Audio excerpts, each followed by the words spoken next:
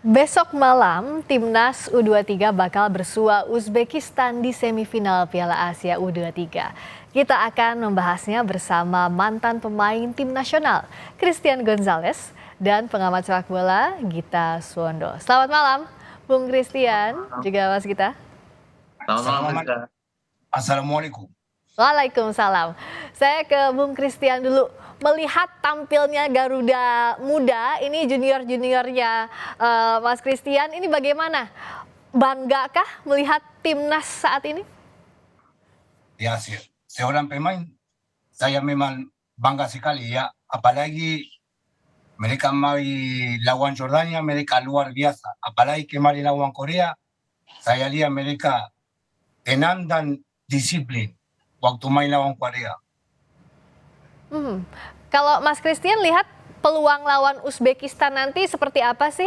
Bagaimana biasanya gaya permainan Uzbekistan kalau menurut pengalamannya Mas Christian? Ya, saya kemarin lihat pertandingan lawan Arab Saudita dan untuk saya ya, saya yakin nanti timnas kalau main seperti lawan Korea dan fokus dan disiplin, pasti kita bisa punya hasil bagus. Nah, kalau lihat timnas ini saya ingat Mas Gonzalez beberapa tahun yang lalu ya, betapa euforia saya juga semangat kalau untuk mendukung timnas. Nah, menurut Mas Gonzalez apa sih yang jadi perbaikan di timnas sekarang sehingga bisa berprestasi sampai saat ini tuh apa sih yang semakin baiknya itu apa? Untuk saya sendiri, waktu kemarin mulai lihat timnas U23 Piala Asia, disiplin mereka itu untuk pemain disiplin itu luar biasa kemarin mereka. Itu saya suka. Dan juga kemampuan mereka tidak terlalu panik, main tenang. Iya betul, bermainnya lebih tenang dan disiplin juga.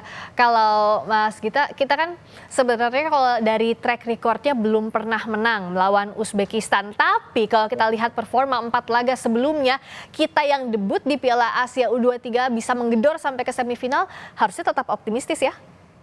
Ya, kita udah ngalahin Korea yang jelas ya, bahwa dengan permainan yang luar biasa, bahkan bisa dibilang dalam 4 pertandingan yang sudah kita mainkan, secara permainan kita tidak kalah dengan lawan-lawan kita. Bahkan dalam kekalahan melawan Qatar sekalipun kita lebih banyak penguasaan bola, bahkan pada saat kita bermain dengan 10 pemain. Ya. Mungkin melawan Uzbekistan akan lebih berat, kenapa? Karena berhadapan dengan Qatar, berhadapan dengan Yordania, berhadapan dengan Korea Selatan, mereka masing-masing membawa 3 pemain yang sudah main di sektor senior. Sedangkan Uzbekistan ini adalah tim dengan 12 pemain yang sudah mengecap caps senior. Indonesia sendiri 14 kan, 9 diantaranya pemain inti yang sudah pernah bermain di senior. Jadi lebih kurang seimbang ya. Kemudian yang mungkin harus kita lebih garis bawahi adalah bagaimana kita menuntaskan peluang pada saat kita harus killing the game. Kemarin kan pada saat kita sudah unggul 1-0 melawan Korea Selatan, kita tidak bisa mencetak gol kedua lewat Marcelino Ferdinand. Ya. Kemudian dari serangan balik Korea Selatan mereka mendapatkan gol, menjadikan kedudukan 1-1. Betul. Pada saat babak kedua di mana kita lebih banyak juga menekan, kita tidak bisa membuat keadaan menjadi 2-1, 3-1, 4-1, 5-1 dari 4 peluang kita. Dan dari serangan balik lewat 2 pemain mereka bisa menciptakan gol balasan. Ya. Dan saya lihat dari 12 gol yang sudah diciptakan oleh Uzbekistan, 7 diantaranya datang dari serangan balik. Itu yang harus kita waspadai. Oke. Lini belakang benar-benar tidak boleh teledor jadi. Jangan sampai kejadian di menit 84 terulang ya, karena itu momen paling greget jujur saya Mas Gita waktu itu. Kalau terulang kemasukan seperti lawan Jordania lah, kita udah unggul 3-0, kita udah di atas angin, kemasukan teledor sedikit nggak apa-apa, tapi artinya kita harus killing the game. Cetak gol pertama, kita harus bikin gol kedua di saat kita punya kesempatan. Oke, Mas Gonzalez juga kan salah satu cerita sukses pemain naturalisasi. Gimana kalau Mas Gonzalez lihat daya juang para pemain keturunan yang juga jadi andalan, salah satu andalan di timnas U23? Ya, kita harus kasih apresiasi sama mereka ya, karena mereka datang cuma untuk bikin nama negara Indonesia harum dan bisa lebih bagus. Dan saya lihat mereka penting mereka bisa main kompas lawan pemain kita lokal ya. Ya. Saya lihat sendiri lapangan tidak kelihatan wah ini pemain lokal atau ini naturalisasi. Saya lihat mereka kerja kompak itu paling penting. Dari mana naturalisasi atau apapun itu, yang penting Garuda di dadanya Mas Gonzales itu terjaga sampai sekarang ya. Itu yang jadi kebanggaan dan betul, luar biasa. Itu jadi alasan untuk bertahan dan juga membela Indonesia lewat sepak bola. Nah, kalau Mas kita lihat dari performa timnas lain, waspada serangan balasan.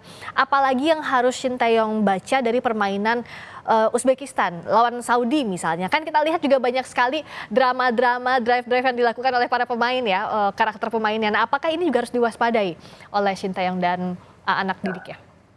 Dan kalau kita lihat ya, mungkin dari 4 pertandingan yang sudah kita lakukan praktis melawan Australia di mana kita tidak mendapatkan permainan yang agak tricky dari lawan ya. Mereka bermain polos gitu loh. Mereka bermain sportif. Mereka tidak ada gerakan-gerakan yang mencoba untuk tricky terhadap wasit.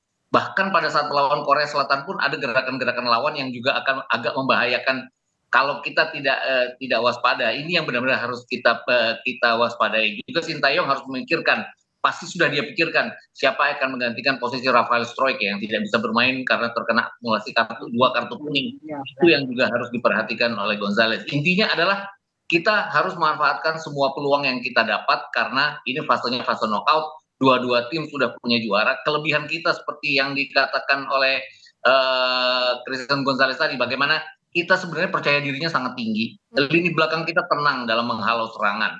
Kalaupun kita kemarin kemasukan gol kedua Korea Selatan lewat serangan dua pemain mereka, itu lebih karena kita benar-benar bernafsu untuk menciptakan gol ketiga sehingga kita teledor untuk menjaga belakang. Ini yang benar-benar harus kita perbaiki nanti. Dan kalau Mas Gonzales lihat selama ini kerja timnya, teamworknya sudah baik ya, pemain naturalisasi ataupun tidak pengaruh begitu ya Mas Gonzales?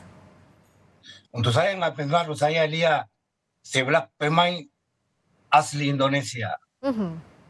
Ya, betul. Dan kalau Mas Gonzales lihat bagaimana pro kontranya, jadi agar jangan kita tuh terfokus di warganet itu ya, debat soal naturalisasi atau tidak. Kan kita semua sepakat ya, semuanya timnas sudah jelas-jelas berkeringat untuk membela timnas Indonesia. Bagaimana meyakinkan ini Mas Gonzales sebagai legenda sepak bola? Ya, untuk saya sendiri kalau memang mereka ada keturunan di Indonesia ya,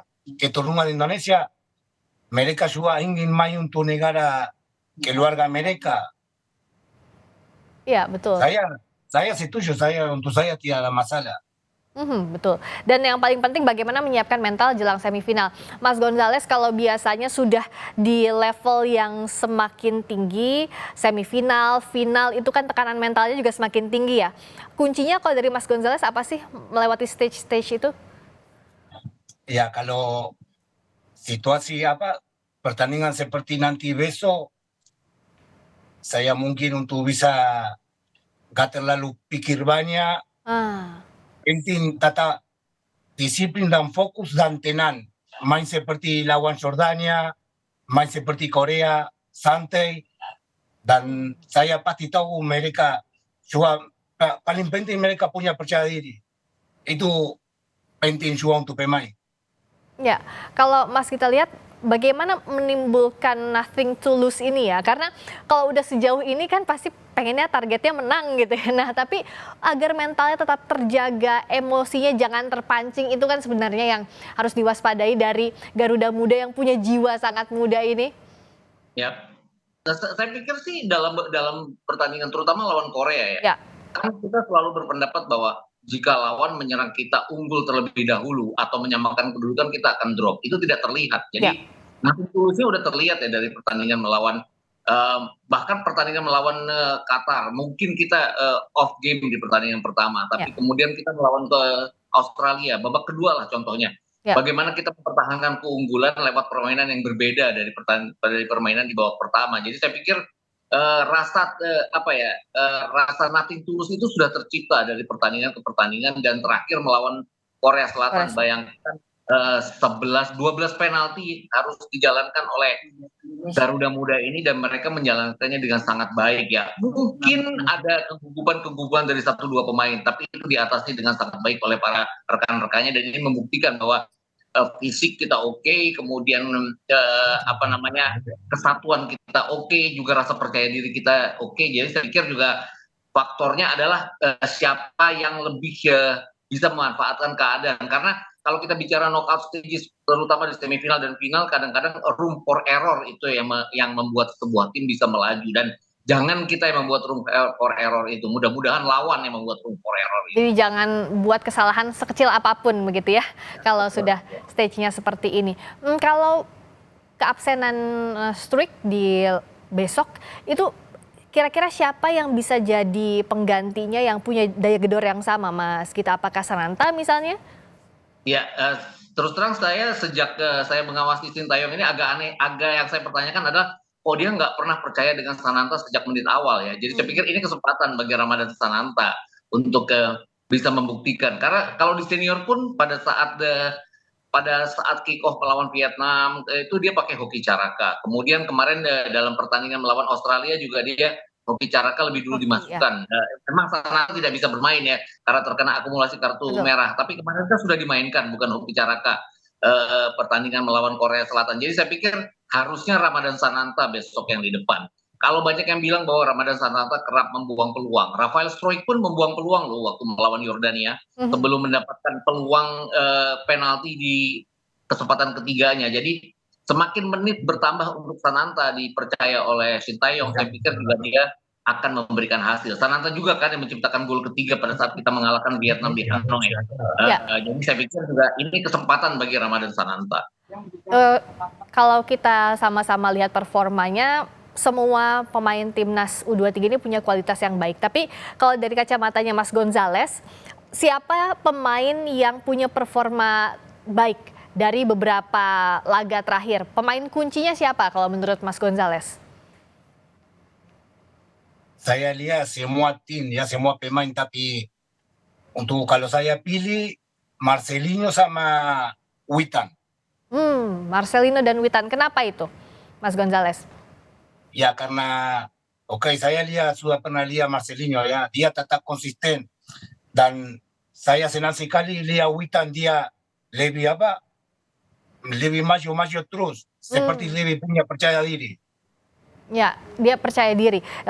Kalau dari Mas Gita, apakah Marcelino juga punya peran penting begitu nanti bekerja sama di semifinal besok, termasuk Witan juga yang kita tahu gol sebelumnya saat lawan Yordania juga 1-2-nya bagus sekali dengan Marcelino. Gimana Mas Gita?